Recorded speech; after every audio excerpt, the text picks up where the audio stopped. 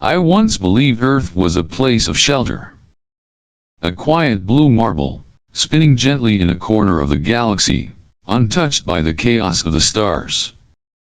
But then I saw them, two warriors, draped in light and fire, walking like goddesses through the streets of my city. That was when I understood, the universe had begun a new game. And I was the prize neither of them deserved. Blood tastes like metal. That was the first thought that returned to me as I lay on the concrete, chest heaving, lungs punctured. My shirt was soaked in crimson, warm and sticky, and the sky above flickered between static and plasma as energy crackled in the air. The edges of my vision danced with light blades of silver and violet colliding midair, each strike a thunderclap. Alyna and Velkara. Their names etched into my soul like fire through glass. Alyna silver-haired, radiant, her eyes glowing faintly with sorrow and resolve. Velkara jet-black armor, her movements sharp like hatred itself, lips curled in that familiar smirk of contempt. They circled one another above me, suspended on gravity field boots, their weapons slicing through the world like it was paper. They weren't human. Not anymore. Not in this moment. They were storms made flesh. A pulse of violet light exploded from Velkara's gauntlet. Alyna countered with a shield of refracted energy, the two forces clashing with a shockwave that cracked windows and sent crows spiraling into the sky. My ears rang. My ribs burned. Still, I watched. Their fight wasn't just about me, but in a way, it was. I had become the center of something I didn't understand. Two civilizations. Two legacies. Two hearts torn in opposite directions. And in the middle, a man who once ran a bookstore.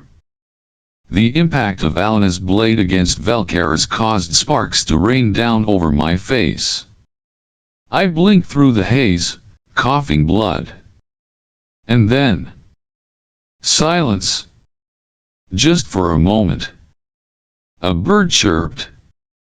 A wind rolled softly through the shattered plaza. And time folded backward. 6 weeks earlier. It was a late afternoon, and I was walking the forest trail behind my cabin, an old thing made of cedar and patched metal, nestled deep in the Oregon wilderness. I'd left the city months ago, chasing solitude after a breakup and a nervous breakdown. There, trees spoke better than people. But that day, I saw something that did not belong. A crater. Shallow, smoldering. The bark of nearby pines was scorched in a perfect half-moon. In the center, lying motionless, was a woman. She wasn't burned.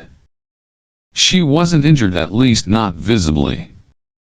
Her skin was pale with a slight shimmer under the light, and her long silver hair sprawled like a broken halo around her face. She wore something like a bodysuit, torn in places, stained with ash. A strange bracelet pulsed on her wrist. She looked wrong. Out of place. And yet, heartbreakingly beautiful. I rushed down the embankment. Crouched beside her. "Miss," I said, touching her shoulder. It was warm. Her eyes flew open. Instantly. Not slowly, not groggily. Like a machine reactivating. I stumbled back. She sat up, breathing heavily, her gaze scanning the forest like a hunted animal. Her hands clenched the earth. She didn't speak. Didn't scream. Just looked at me. I raised my hands. "It's okay. You're safe." You fell from the sky, I think. She blinked twice, then tilted her head slightly, confused. You don't remember, do you? She didn't answer. I held out a bottle of water. She stared at it like it was alien. Drink, I said softly. She took it, fingers trembling. She sipped like it was the first time she'd tasted Earth. And maybe it was.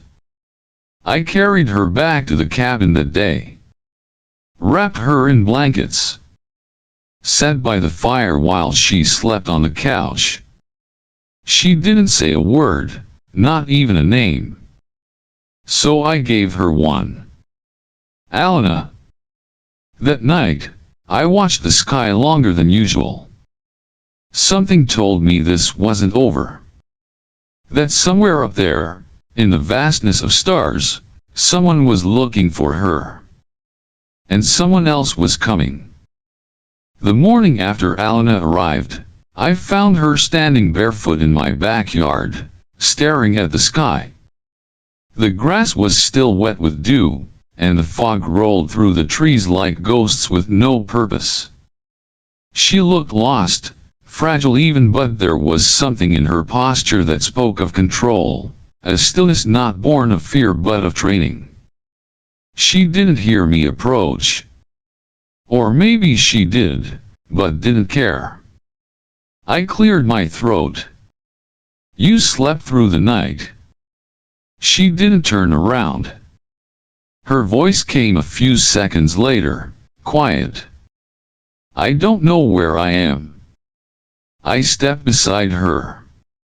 You're safe. This is Oregon. You crash-landed sort of yesterday. I found you near the woods. She blinked at the word Oregon, like tasting something unfamiliar.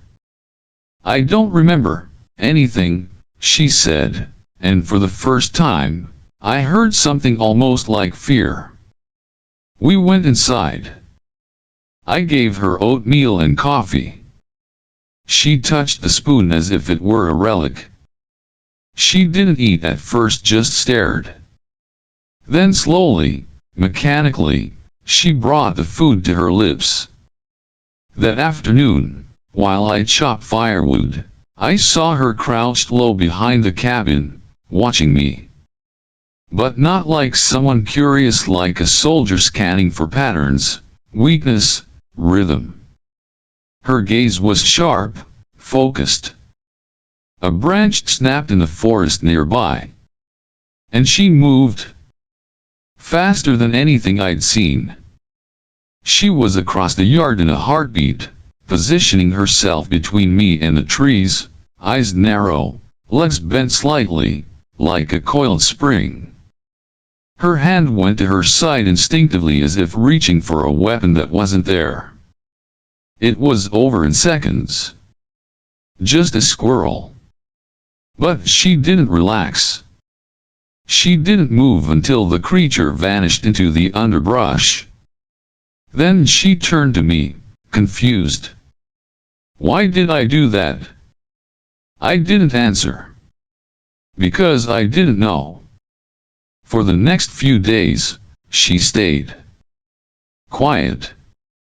Careful. Watching. She barely spoke, but her eyes missed nothing. Every noise outside made her flinch slightly, only to reset herself like a system trying to reboot.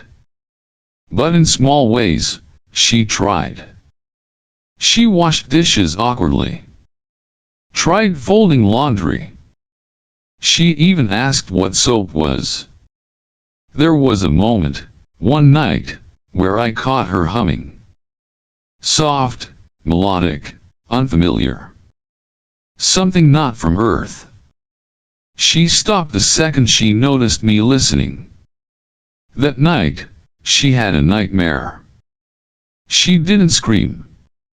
But I woke to a thud in the living room. Found her on the floor, eyes wide open, breathing hard. She didn't look at me, only through me. "Your name is Alyna," I said gently. "You're safe." She blinked. Slowly. But the fear didn't leave her face. That was when I first wondered if maybe she was running from more than just a crash. She fell asleep again, sitting up. And then memory stirred. The flashback came sudden, searing. She was on a war-torn plateau. Alien sky split by twin moons, burning orange. Bodies lay scattered. Screams echoed in the distance. Alyna stood in battle armor, chrome and white, blood-streaked. Her pulse rifle buzzed softly in her hands. Across from her knelt a young woman barely older than a girl with the same silver hair. "Stand down," Alyna said. Her voice then was stronger. Sharper. The other woman, her name was Risa, shook her head. "They are not the enemy, Alyna. The children. You know that." "They are a tactical liability," Alyna replied coldly. "Our orders were clear. They are scared. Not rebels. Just wrong place, wrong time." Alyna's fingers tightened on her weapon. Behind Risa, a group of alien civilians huddled in fear. "They'll slow us down," Alyna said. "They are people." Risa stood up slowly and stepped between Alyna and the civilians. Alyna didn't remember pulling the trigger. Only the sound. The look on Risa's face. Shock. Pain. But not hate. Just sadness. Alyna collapsed to her knees as the memory faded. In the cabin. Present day. She didn't cry. She didn't move. But something inside her, something deep and quiet, fractured again. She walked to the sink and poured herself a glass of water, hands trembling. Her reflection in the window didn't match the girl in the memory. But the guilt was the same. She whispered to the night air, "I didn't mean to." And outside, under a full moon, the forest kept her secret. The descent was fast and without grace. The ship didn't purr, it growled. Invisible to Earth's primitive sensors, it slipped through the clouds like a predator diving into brush. The sound it made was only heard by birds who scattered in chaos as the cloaked craft pierced the Oregon sky. Velkara stood inside the command chamber, eyes like razors, posture unflinching. Her armor gleamed obsidian, sharp-edged, not ornamental but functional, built for slaughter. A scar curved across her collarbone like a signature of war. She had not come for diplomacy. She had come for Alyna. As the ship landed in a ravine masked by tall pine trees, she stepped out onto the moss-covered ground, boots sinking slightly. The cloak shimmered around her body for a moment before vanishing. She touched her left temple. The helmet deconstructed with a whisper. A human hiker passed nearby. He didn't see her at first. Just a blur. Then a shape. Then eyes. He opened his mouth to speak. She didn't let him. One swift movement. A silent blade. No hesitation. His body slumped quietly into the undergrowth. She watched the blood soak into the moss. No witnesses. Another step. Another noise. A pair of off-road bikers appeared at the ridge. Too far to engage directly. She reached for her rifle. 2 bursts of light. Precision shots. 2 lives extinguished without echo. Her mission had begun. Velkara moved through the woods like shadow incarnate. She followed signals, scanning for Alyna's energy imprint. Nothing yet. But she knew her prey. Alyna would hide, try to blend in, cling to some fragile concept of redemption. It was pathetic. But part of her understood it. After sunset, Velkara entered the nearby town. She wore a projection suit and illusion field that shifted her appearance to match human beauty standards. Blonde hair. Deep red lips. A crimson coat that fit like temptation. She walked into a bar at the edge of the highway, where neon flickered above cracked windows.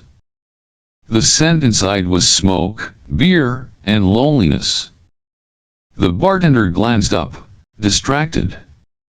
Men turned. Conversations slowed. She sat at the far end, back to the wall. Watched. And then she saw him. Leo. Sitting alone, hands wrapped around a glass. Eyes tired, like someone who'd lost something invisible. Velkara didn't recognize the feeling at first. But something inside her flickered. She got up. Walked to his table. Is this seat taken? He looked up. Eyes met hers. He smiled. Be my guest. She slid into the seat like liquid shadow. Her voice was warm, but not too practiced. You look like a man who's carrying a story. He chuckled softly. Everyone's got one. She tilted her head. What's yours? He hesitated. Not sure you'd believe it. Velkara leaned forward.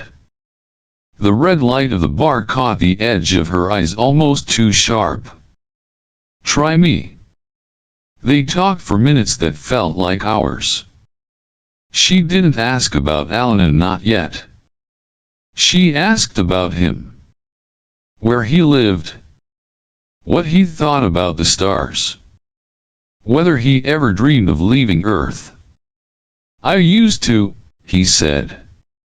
But lately, Earth feels strange enough. She almost smiled. Almost. Then he asked, what about you? You passing through? She hesitated. The projection around her face flickered for a millisecond. I'm hunting, she whispered. He raised an eyebrow. That a metaphor? She didn't answer. Just lifted her glass and touched his. To secrets, she said. He clinked his glass against hers. To not being alone. In that moment, something inside Velkara twisted. Not in pain. Not quite pleasure. Something more dangerous. Recognition. She stared at him, the corners of her mouth pulling upward. For a second, she forgot Alyna. Forgot war. Forgot command codes and blood oaths. She thought, this human, something about him, makes my heart if I still have one remember how it once beat. Velkara's illusion shimmered for half a second. Alyna saw the truth beneath it. And Velkara saw her sister in arms. No one moved. No one screamed. The air between them turned electric. A young man behind the counter laughed at something on his phone. It was the only sound. Velkara stepped forward. Not a threat. Not a greeting. Just presence. Alyna blocked the aisle. Velkara tilted her head. Then smiled. Just slightly.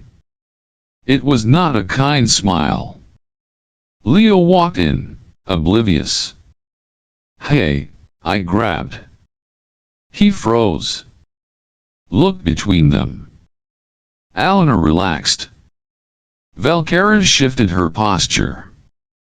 The moment vanished like breath on glass. Leo blinked. "You two know each other?" Alyna answered first. "Not really." Velkara smiled wider. "But we will." They left the store without incident. But that night, as Leo lay in bed, he stared at the ceiling, heart beating too fast, wondering what exactly had passed between those two women. And outside, beneath the moon wrapped in clouds, two shadows stood at opposite ends of the forest, watching the same house. Waiting. Remembering. And preparing. Leo found the footage by accident. He had gone into town for parts, solar cables and a new battery inverter, and stopped by a tech shop where an old friend managed satellite hobbyist gear. They chatted about storms and static interference. That's when the man pulled up a corrupted weather satellite capture, laughing about how it looked like a UFO or some wild hacker's prank. But Leo's blood ran cold. He asked for a copy. Took it home. Studied every frame. There, in the upper quadrant of the screen, barely visible through cloud scatter, was a flash. Then a shape. Then a figure. Velkara. She descended like a blade through fog, landing near an old military radar station buried in the Cascade foothills. The next frame showed the entire compound erupting into light. Not an explosion. A disintegration. No survivors. Leo stood frozen at his kitchen table, the tablet shaking in his hands. He didn't sleep that night. The next morning, he waited until Alyna came inside from gathering firewood. She saw his expression before he spoke. "What happened?" she asked. He showed her the footage. She didn't flinch. Just stared. Long quiet. "So it's true," he said. "She's not just some strange woman in the woods." Alyna finally looked at him. Her voice was steady. "No. She's not." He sat down slowly. "And you're not just some girl who lost her memory." "No." "Then who are you?" Alyna lowered herself into the chair opposite him. The silence between them was thick. "I was a soldier," she said. "Part of an interstellar alliance. Velkara and we were created in the same warforge. Fought on the same planets. Killed the same enemies. But something changed." "Yes," she whispered. "She kept killing. I stopped." Leo leaned forward. "And now she's here to finish you? She's here to win." Leo exhaled, long and slow. "You should have told me. I didn't know how." They sat in silence. Then came a knock on the cabin door. It was too late in the day for deliveries. Leo opened it slowly. Velkara. Not in disguise. No illusion. Just her dark hair, black armor, eyes glowing faint red. She stepped inside without invitation. Alyna stood. Velkara's eyes flicked to Leo. Then back to her. "You told him." "He found out." Velkara nodded once. Then turned to Leo. "You're smarter than I gave you credit for." He stepped back. You killed people. Innocent people. They weren't innocent, she said. Just irrelevant. Leo's fists clenched. Why are you really here? Velkara tilted her head. Because she ran, she said, gesturing to Alyna. And because you matter to her. Which makes you matter to me. Leo looked between them. The weight of everything felt unbearable. Velkara stepped closer. I don't need love, she said, her voice like velvet over a blade. I need victory. She reached out, touched his jaw with fingertips like cold fire. But if your heart is the prize. She leaned in and kissed him. It wasn't gentle. It wasn't soft. It was a war cry disguised as intimacy. When she pulled back, her eyes were molten. I don't need love, she repeated. But if it means breaking her, I will take yours and tear it apart. Alyna's voice cut through the room like frost. Enough. Velkara turned. Smiled. Still the same girl with rules and regrets. And you're still a shadow, Alyna said. A weapon with nothing left to protect. Leo stood between them now. Hands trembling. Stop, he said. I'm not a game. Not a prize. I'm a person. Neither woman spoke. Outside, the wind howled through the trees. And inside the cabin, something broke. Trust. Safety. And maybe, whatever hope was left of peace. It started with a low hum. Leo heard at first a deep vibration that rattled the tools on his workbench and made the window panes shiver. Alyna stood on the porch, unmoving, eyes scanning the horizon. Velkara appeared minutes later, materializing from the tree like smoke. They found us, she said. Above them, clouds churned unnaturally. A red slit tore through the sky, and from it emerged a dark triangle of metal, vast and soundless, flanked by smaller hunter ships. The insignia was unmistakable Thras. Bounty hunters. Ruthless. Precise. Sent not just to kill, but to make a point. Alyna's breath caught in her throat. They are here for both of us. And anyone near us, Velkara added, glancing at Leo. He stood in the doorway, stunned. We have to run. No, Alyna said. They'll follow. We draw them out. Velkara cracked her neck. We end them. By nightfall, they reached the edge of the painted dunes, a desert of red rock and volcanic ash, lit under a cold moon. It was empty. Open. The best place to make a stand. Leo crouched behind a boulder, holding a repurposed rifle Velkara had quickly modified. He had never fired at anything but tin cans. Alyna stood beside him, armor reformed from hidden nanoweave beneath her clothes. Her eyes no longer held confusion, they held focus. Velkara stood on the ridge. A silhouette of death, her black armor absorbing starlight. 3 dropships.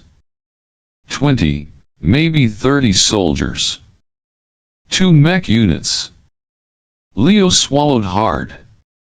You fought worse. Velkara didn't answer. She simply raised her arm. A pulse cannon extended from her forearm like it had always been part of her. The ships descended. Screaming. Lights exploded across the desert.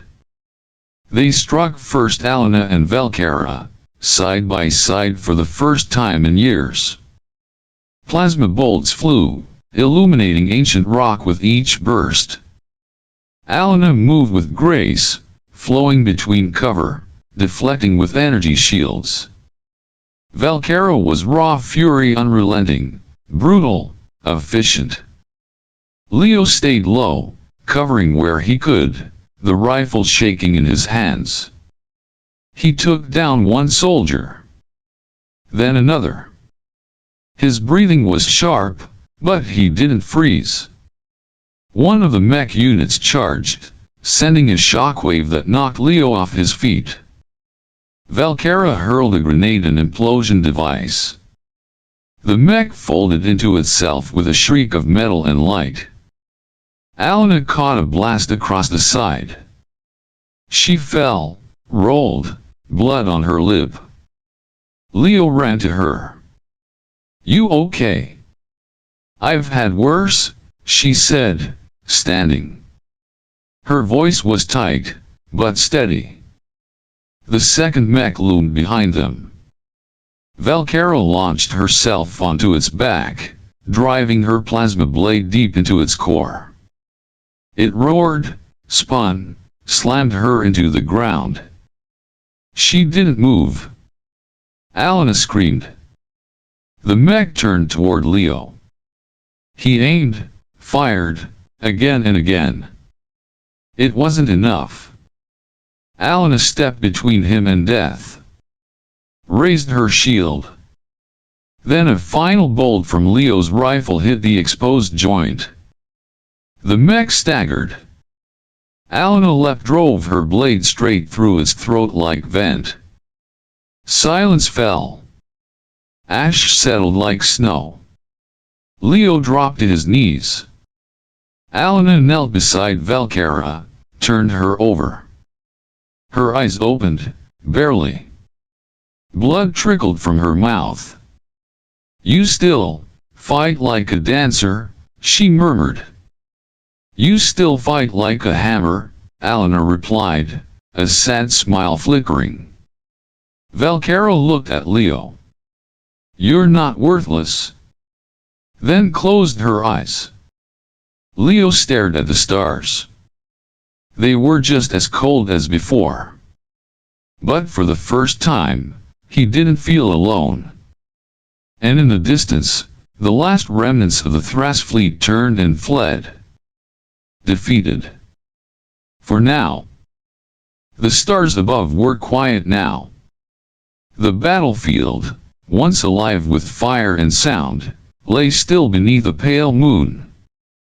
Bits of scorched metal hissed in the cooling air. Ash drifted, slow and weightless. The silence was not peace. It was simply the absence of violence for now. Leo sat slumped beside a rock, breathing shallow, his shirt soaked in red. He hadn't felt a shot at first. Just a burn. Then a numbness. Then the cold. Alyna was kneeling beside Velkara's body, her hand pressed to the gash on the other woman's side. Blood seeped between her fingers, deep, violet, shimmering faintly. Velkara's eyes fluttered open. Her voice was a rasp. "He's hit." Alyna looked over, panic flashing through her. "He's fading," Velkara whispered. "He won't make it without." She coughed, blood staining her lips. "My cells, we share bloodlines. Compatible enough. I can stabilize him." Alyna stared at her. "You'll die." Velkara managed a hint of a smile. "Maybe I should have, a long time ago." Leo groaned from across the sand, eyes glassy, unfocused. He tried to lift his head. "No," Alyna said. "There has to be another way." Velkara shook her head slowly. "No time." She reached into her chest armor, pulled a needle-thin injector from beneath the plating. Her hands trembled as she loaded the vial with her own blood. She crawled toward Leo. Every inch was agony. Alyna helped steady her. Velkara looked at Leo one last time. "Maybe," she whispered, "if you're the one who cracked my heart, then let it crack." She pressed the injector to his neck. Fired. Leo gasped. His back arched. The wound on his side glowed faintly silver, then gold, then steady red. His breathing leveled. Velkara collapsed. Her head rested in Alyna's lap. Her eyes didn't close yet. "I never believed in redemption," she said softly. "But maybe I believe in you?" Alyna's hands trembled as she touched Velkara's face. "Why?" Velkara looked at the stars. "Because for a moment, I remembered who I was, before they turned me into this." Her last breath came with the wind. Alyna sat still. The woman who had once been her sister, her rival, her shadow was gone. And for the first time since arriving on Earth, Alyna cried. Not for the war. Not for the fallen. But for something much smaller. Much more human. For what could have been. She stayed that way for hours. When Leo woke, the sky was turning pale. He sat up slowly, pain shooting through his side. The first thing he saw was Alyna's silhouette against the sunrise. She didn't look back. But when she spoke, her voice was different. "Healing will take time," she said. "For both of us."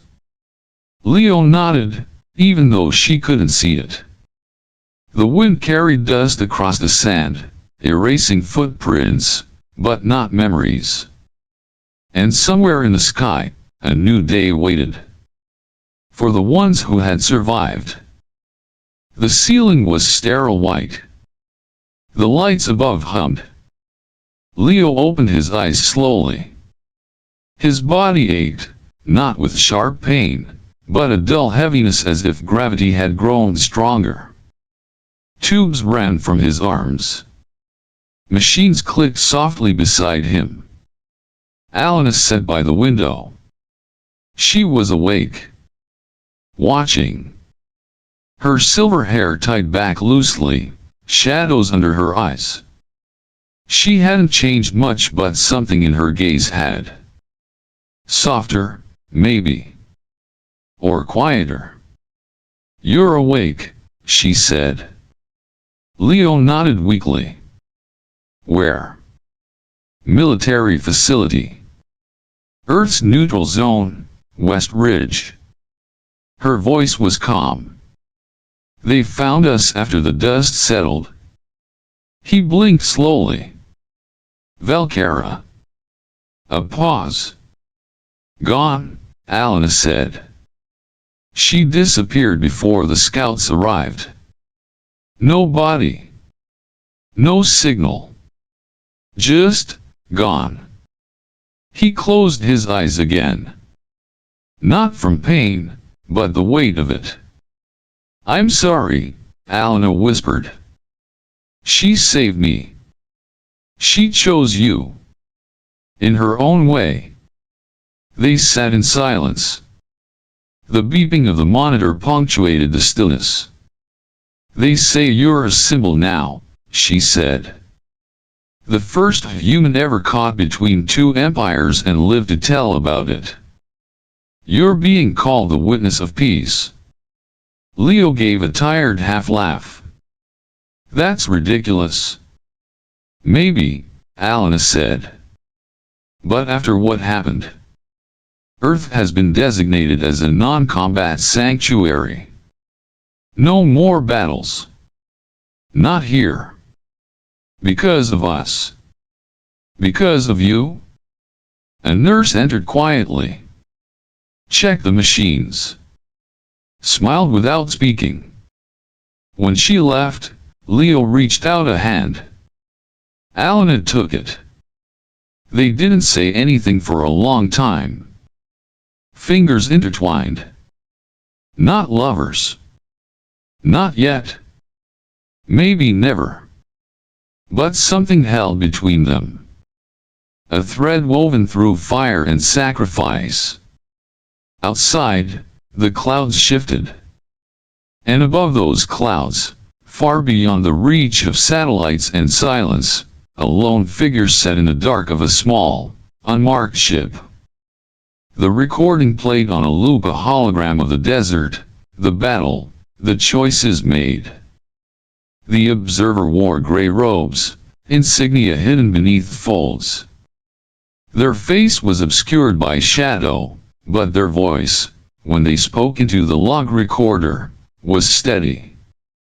Final report. Subject: Leo Grant. Designation: Witness Class 0. Conclusion: Emotional attachments have demonstrable power. Strategic unpredictability. Human anomaly worthy of further observation. They paused, then added. Neither side truly won. No empire claimed dominance. No warrior claimed the heart. Perhaps the union of alien and man was never meant to be conquest, but collision. A brief, luminous collision. The figure leaned back. Perhaps that is all love is. They looked out the viewport, stars drifting beyond reach. And transmission. And the ship vanished into silence.